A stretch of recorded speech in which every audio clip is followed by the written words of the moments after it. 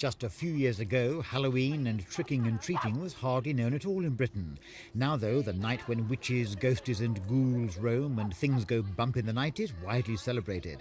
In Covent Garden this afternoon, all kinds of horrible and yucky beings are roaming around, haunting the building.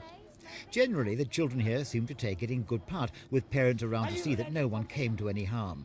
But there is another nastier side to Halloween, thinks a minister who works with the Youth Trust in South London. Halloween is complete antithesis to All Hallows Eve, or All Hallows, which is All Saints' Day.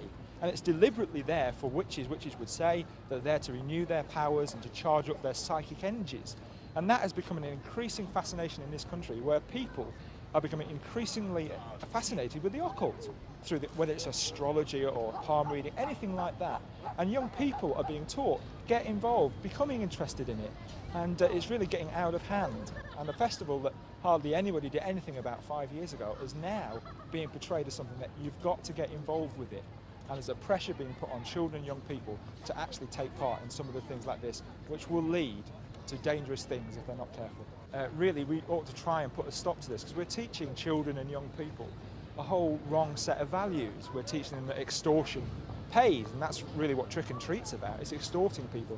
Adults I talked to understood the Reverend O'Neill's fears, but thought the children had it all in perspective. I'm sure what they're talking about does happen to children, but I don't necessarily think there's a connection with Halloween. It's a way in, perhaps, but not necessarily the way in for most children. I suppose it could happen if you go into it too much, but if you treat it lightly as a family, you don't make too much of it, then I think it's fine. And tonight the witches will still be having their night out in Covent Garden. Christopher Rainbow for Thames News.